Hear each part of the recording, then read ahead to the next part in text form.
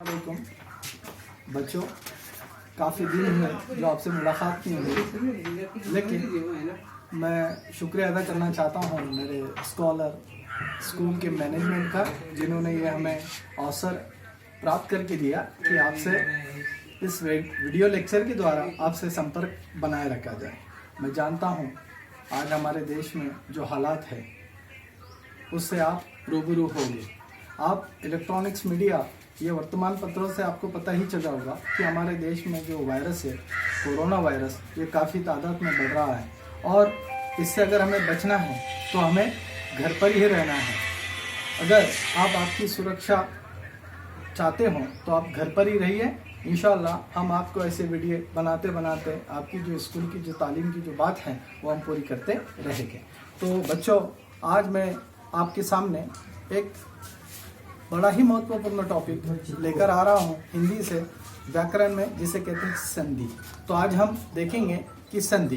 बच्चों, संधि का जो टॉपिक होता है ये एग्जाम्स के अंदर 2 मार्क्स के लिए पूछा जाता है और हमें इस संधि को अच्छे से समझना है, उसको जानना है, फिर इसे विच्छेद करना है और संधि को पहचानना है। तो चले हम आज देखते हैं हमारा महत्वपूर्ण टॉपिक व्याकरण संधि। वैसे थैली ने गोली की उसमें 2 बार स्टार्ट। तो संधि अगर हम देखें तो संधि का अगर हम साइंस में देखते हैं तो संधि का अर्थ होता है ज्वाइंट। अब ज्वाइंट किसे कहते हैं हम साइंस में पढ़ते हैं। ज्वाइंट का मतलब होता है कि जैसे बोन्स को ज्वाइंट करना, यानी उसको जोड़ना। तो हम इसे हिंदी में कहते हैं, एक तो कहते हैं मेल और दूसरा कहते हैं जोड़ना। अब यहाँ पर संधि यानी मेल या जोड़ना, अब किसे जोड़ना है तो हमारे जो हिंदी के वर्णमालाएं होती हैं उन्हें जोड़ना है। जैसे हमारे वर्णमालाएं बनती हैं स्वर और व्यंजन से। अब आपको ये बताने की ज़रूरत तो नहीं है कि स्वर किसे कहते हैं और व्यंजन कैसे कहते हैं। तो इसके ऊपर मैंने आपको एक छोटा सा उसका बेसिक जो है मैं आपको पढ़ाना चाहता हूँ, तो आप ज़रा ध्यान दीजिएगा कि स्वर किसे कहते हैं। बच्चों, स्वर यानी क्या कि स्वर ऐसे वर्ण होते हैं कि जिसे बोलते समय जो प्राण वायु जो हमारे मुंह से निकलती है वो सीधे निकले, ना तालू को, ना गले की कंठ को, ना किसी और जगह से उसको टकराना पड़े, उसे कहते हैं स्वर। ओके। और एक बात आपको ध्यान में रखनी है कि जो मात्राएं होती हैं वो सिर्फ स्वर की होती है, व्यंजन की कोई मात्राएं नहीं होती। अब जैसे हमारे जो स्वर होते हैं वर्णमाला में अ, आ, ई, उ, ए, ऐ और रू, ए, ऐ, ओ, औ, ये हमारी क्या है, ये हमारे स्वर है। इनकी ही मात्राएं होती है, व्यंजन की कोई मात्रा नहीं होती। और जो अम और आह है इसे अनुनासिके कहते हैं, जिसका उच्चारण नाक के द्वारा किया जाता है। बच्चों, ये मैं एक उदाहरण के माध्यम से आपको ये समझाना चाहता हूँ कि देखिए, अगर ये शब्द हमने लिखा है म, ठीक है। अब ये म जो है आप कहेंगे कि ये स्वर नहीं, ये तो व्यंजन है। लेकिन कोई भी व्यंजन में जब तक स्वर न मिलाया जाए वो कंप्लीट नहीं होता। अब देखिए, इसे कहते हैं हल चिन्ह, इसे कहते हैं हल चिन्ह, ठीक है। अब जब ये हल चिन्ह किसी व्यंजन के आगे लगाया जाता है तो वो अक्षर अधूरा होता है, आधा होता है। अब जैसे मैंने कहा कि म हल चिन्ह लगाया है, यानी इसका उच्चारण किस तरह से होगा, आधा ही पढ़ा जाएगा। परंतु जब इसमें म में अ मिलेगा तब ये पूरा म बनेगा, ठीक है। अब जिस तरह से मैंने म यहाँ पर लिखा है, ये म पूरा है, इसके अंदर स्वर मिला हुआ है लेकिन हमें दिखाई नहीं देता। अगर आप इसको उच्चारण में करेंगे कि म, तो लास्ट में जो साउंड प्रोड्यूस होती है अ की, तो इसमें अ की मात्रा छुपी होती है। और मैंने आपको इससे पहले भी बताया कि जो मात्राएं होती हैं, जैसे काना हो, पहली वेलांटी हो, दूसरी वेलांटी हो, या पहला उकार हो, दूसरा उकार हो, तो ये जो मात्राएं ये बनती किससे हैं, ये बनती स्वरों से हैं। तो आज हम देखेंगे कि संधि में स्वर यानी उसका मेल जोड़ना, किस तरह से इसको जोड़ते हैं, किस तरह से इसको बनाते हैं। तो बच्चों, चलते हैं अगले टॉपिक की तरफ। उम्मीद करता हूं कि स्वर और व्यंजन आपको समझ में आ गए होंगे। अब देखिए, एक छोटा सा एग्जांपल मैं यहाँ पर आपको देना चाहता हूँ कि संधि। अब संधि यानी क्या, ये तो आपको पता ही है कि संधि यानी क्या, जोड़। जोड़ना। अब किसे जोड़ना है? वर्णों को जोड़ना है। किससे जोड़ना है? स्वर को व्यंजन से जोड़ना है और व्यंजन को स्वरों से जोड़ना है। तो संधि, अब संधि के कितने प्रकार होते हैं बच्चों? अब मैं अगर देखूं तो संधि के 3 प्रकार होते हैं। संधि के कितने प्रकार होते हैं? 3 प्रकार होते हैं। पहला होता है स्वर संधि, पहली होती है स्वर संधि, दूसरी होती है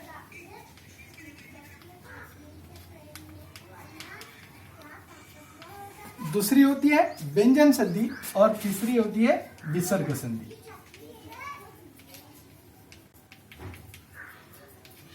संधि के कितने प्रकार होते हैं? 3। पहली संधि कौन सी होती है? स्वर संधि, दूसरी होती है व्यंजन संधि और तीसरी होती है विसर्ग संधि। तो ये संधि को एक एक करके हम इसको जानेंगे। ओके, तो हम सबसे पहले देखेंगे स्वर संधि। अब स्वर संधि किसे कहते हैं? स्वर संधि किसे कहेंगे? कि स्वरों के मिलाप से बनी संधि को स्वर संधि कहेंगे। अब मैं आपको एक छोटा सा एग्जांपल देता हूं। जिस तरह से मैंने कहा कि स्वरों की मात्रा होती है, तो हम देखेंगे कि देखिए अ बना आ, अ प्लस आ बना आ, ई प्लस बड़ा ई बना बड़ा ई, उ प्लस बड़ा उ बना उ। अब देखिए ए प्लस आई बना आई और ओ प्लस औ बना बड़ा उ। अब हम इसे मान लेते हैं। अब देखिए यहां पर स्वर आ रहे हैं, ठीक है। अब अ प्लस अ बना आ, अ प्लस आ बना आ, ई प्लस ई बना बड़ा ई, उ प्लस उ बना बड़ा उ, ए प्लस आई बना बड़ा आई, ओ बना प्लस औ बना औ। यानी हम ऐसा मान लेते हैं कि ये एक परिवार है और ये एक स्वर संधि का ऐसा परिवार है, इसमें बड़े में छोटा मिला है या छोटे में बड़ा मिला है, बनता बड़ा ही परिवार है। इसे कहते हैं स्वर संधि। कि छोटे अ में आ मिला है या आ में अ मिला है, बनेगा बड़ा ही। देखिए मैं आपको उदाहरण के माध्यम से समझाना चाहता हूं कि विद्या प्लस ये जो चिन्ह होता है प्लस का, इसे हिंदी में कहते हैं जमा, ठीक है। तो हम इसे जमा कहेंगे।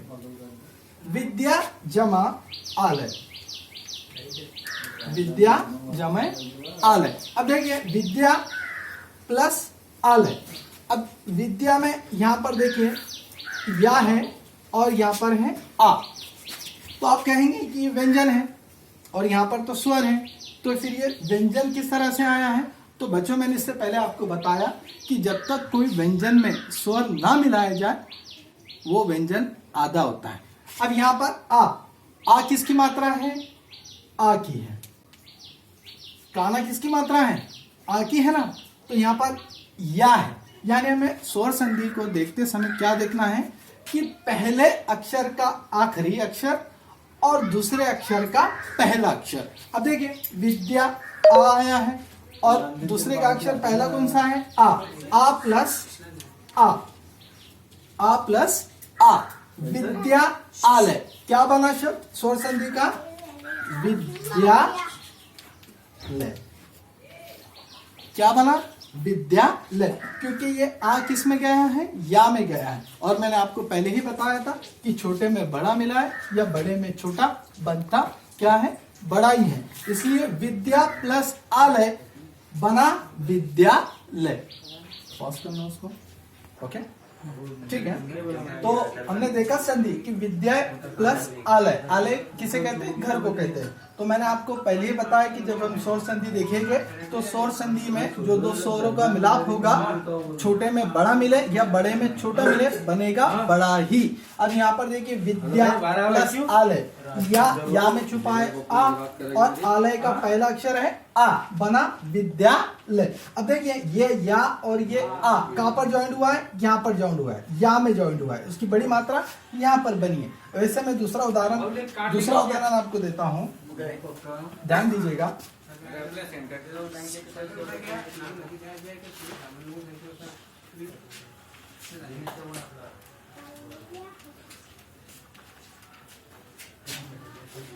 हिम प्लस आलय, हिम प्लस आलय। अब दो अक्षर दिए गए हैं, हिम प्लस आलय। मैंने आपको पहले ही बताया था कि हमें पहले अक्षर का देखना है दूसरा अक्षर और दूसरे वर्ड का दिखना है पहला अक्षर, ठीक है। अब यहाँ पर म है, आप कहेंगे कि व्यंजन है, लेकिन मैंने आपको बताया कि उसमें स्वर छुपी होती है। अब म में क्या छुपा है? अ छुपा है, ठीक है।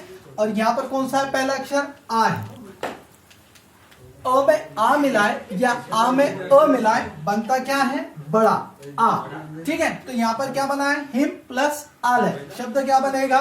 संधि शब्द क्या बनेगा? हिम आलय। क्या बना? हिमालय, हिमालय। अब देखिए हिमालय। अब ये आ का पर गया है, आ गया है मात्रा में, का पर काने की मात्रा में, ठीक है। तो हिम प्लस आलय बना हिमालय। अब अ प्लस आ बना आ, यानी ये जो परिवार है ये ऐसा परिवार है, अ में आ मिलाए या आ में अ मिलाए बनता बड़ा ही परिवार है और बनते स्वर ही है। स्वर में स्वर मिलेगा तो बनेगा बड़ा ही, छोटा परिवार यहाँ पर नहीं बनेगा, ठीक है। दो एग्जाम्पल हमने देखे। पहला देखे हमने विद्या प्लस आलय बना विद्यालय, हिम प्लस आलय बना हिमालय, ठीक है। अब हम देखते हैं संधि का दूसरा प्रकार। अब हम देख रहे हैं स्वर संधि, और स्वर संधि के कितने प्रकार होते हैं? 5 प्रकार होते हैं, ठीक है। अब स्वर संधि के 5 प्रकार को हम एक एक कर देखेंगे। तो सबसे पहला प्रकार है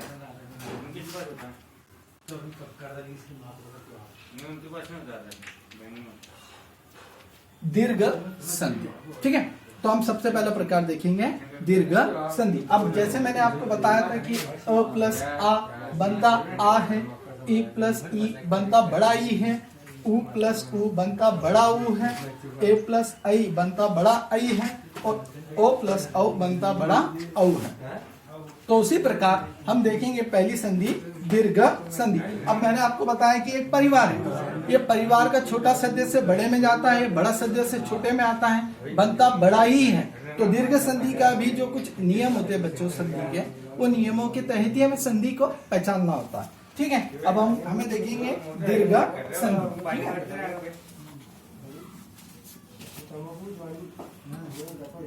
अब दीर्घ संधि किसे कहते हैं?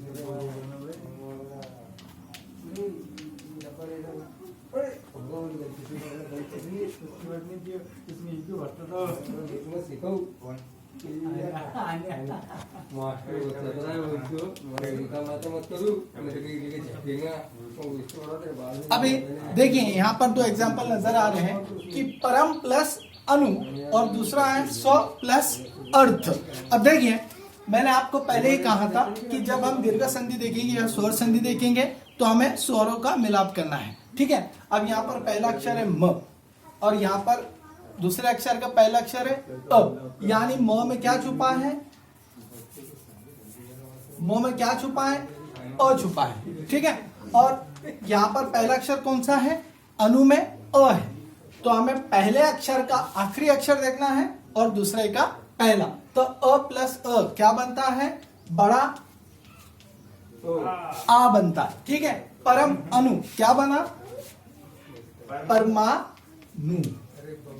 अब ये अ का गया है, ये अ की मात्रा का कन्वर्ट हुई है, यहां पर कन्वर्ट हुई है का पर मा में, ठीक है। अ प्लस अ बना आ, और इसकी मात्रा किस रूप में देते हैं? आ के रूप में देते हैं। तो परम प्लस अनु बना परमाणु। अब दूसरा शब्द देखते हैं स्व प्लस अर्थ। अब देखिए यहाँ पर वो है, वो में भी क्या छुपा है? अ छुपा है। यहाँ पर क्या है? अर्थ का पहला अक्षर क्या है? अ है। क्या बना? स्वार्थ। क्या बना शब्द? स्वार्थ। अब देखिए ये काना का कन्वर्ट हुआ है, वहां में कन्वर्ट हुआ कि हमें देखना है पहले अक्षर का आखिरी और दूसरे अक्षर का पहला, स्वार्थ। और एक एग्जाम्पल देखते हैं शरण प्लस अर्थी। शरण प्लस अर्थी, शरण अर्थी।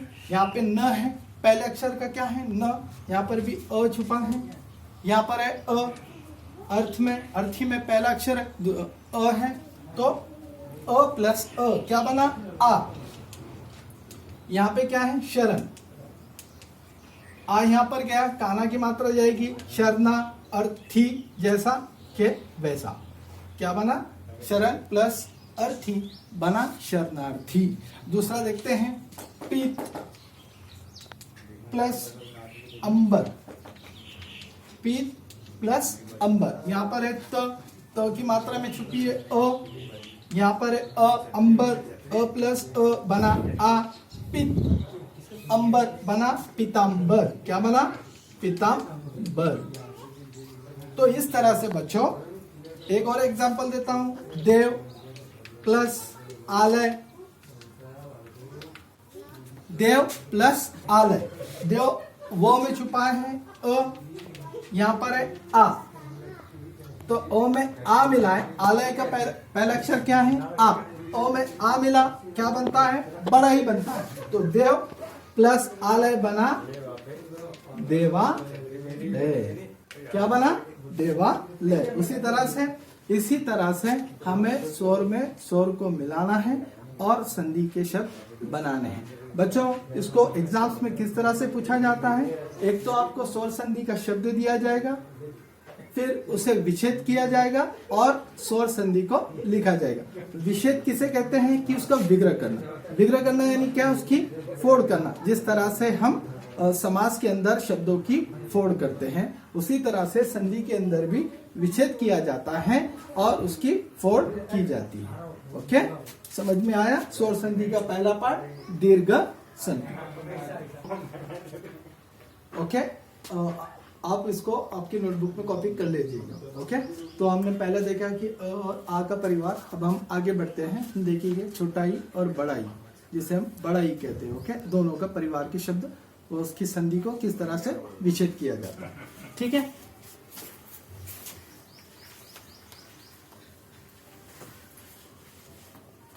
देखिए छोटा ई या बड़ा ई दोनों भी अगर मिले बनती बड़ी ही ई है। यानी ई की, बड़ी ई की मात्रा क्या होती है?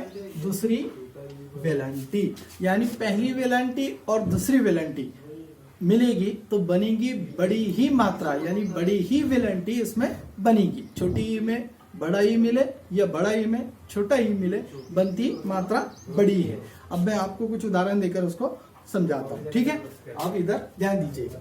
देखिए, रवि जमा इंद्र, रवि जमा इंद्र। ओके, अब देखिए यहाँ पर पहली वेलांटी आई है, यहाँ पर भी पहली ई आई, यानी छोटी है, बनती मैंने कहा है कि बड़ी है। अब रवि इंद्र क्या बना? रविंद्र। क्या बना? रविंद्र। यहाँ पे पहली मात्रा जो है वो है ई, यहाँ पर ई बना बड़ा ई, यानी बड़ी ई की मात्रा क्या बनी है? बड़ी वेलांटी, रविंद्र। दूसरा एक उदाहरण देखते हैं,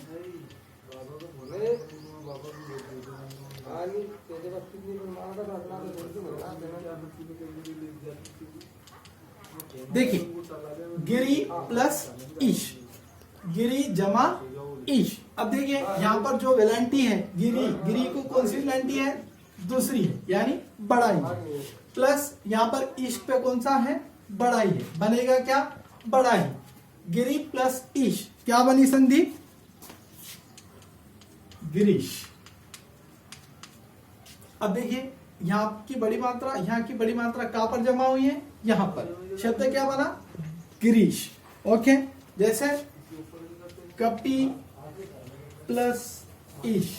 अब देखिए कपि, पी में पहली मात्रा है, पहली ई है, और ईश में दूसरी ई है, यानी छोटी बड़ी में मिल रही है और बड़ी छोटी में मिल रही है, परंतु बनती बड़ी ई है।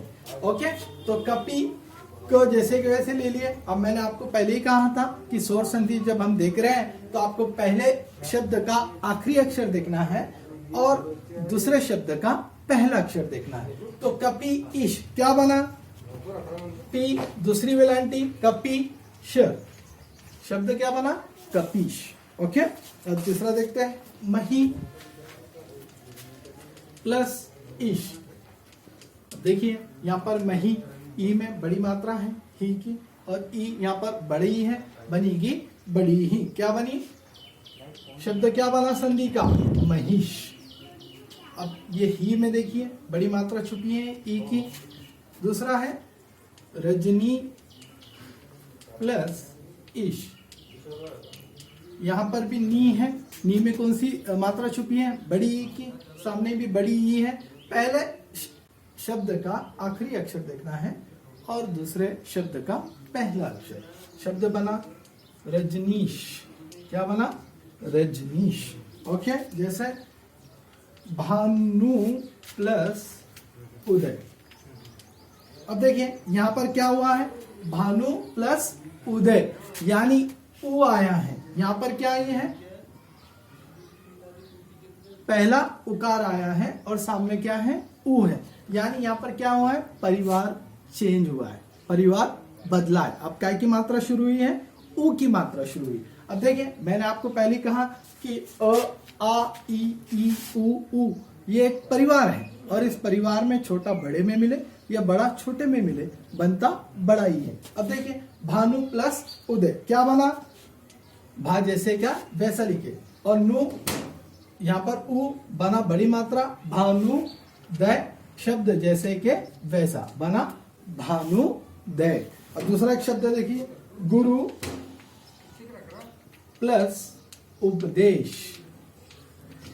गुरु प्लस उपदेश। देखिए अब र जो शब्द होता है र, अब इसकी मात्रा देते होकर बहुत सारे बच्चे कंफ्यूज होते हैं। तो मैं आपको बता दूं, अगर रो को अगर आपको उकार देना है, अगर वो छोटा उकार है तो बस रो पर इस तरह की मात्रा खींची जाती है। ओके, अगर आपको दूसरा उकार उसे देना है तो रो को जो मात्रा आप देंगे तो उसको दूसरे उकार के रूप में थोड़ा सा गोल आकार कर मात्रा देनी होती है। ये फर्क होता है र के उकार में। यानी पहले आप सिर्फ एक छोटी सी मात्रा उसको देंगे, उसको गोल नहीं करेंगे और दूसरे उकार को आपको उसको गोल कर देना होगा।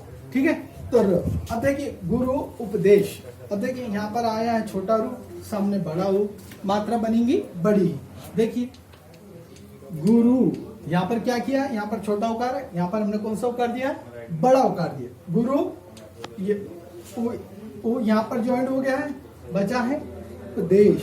तो क्या बना? गुरु देश, गुरु उपदेश। एक और देखिए सु जमा उक्ति। सु जमा उक्ति। देखिए सु पहला उकार है, यहाँ पर क्या है? पहला उ है। क्या बना शब्द? सु। अब देखिए सु का उकार यहाँ पर ये उ इसमें जब मिला तो बना कौन सा है? बड़ा है। देखिए उ प्लस उ बना बड़ा उ। अब बड़ा उ का रफार किस तरह से दिया जाता है? मात्रा किस तरह से दी जाती है? गोल करके दी जाती है। उक्ति जैसे के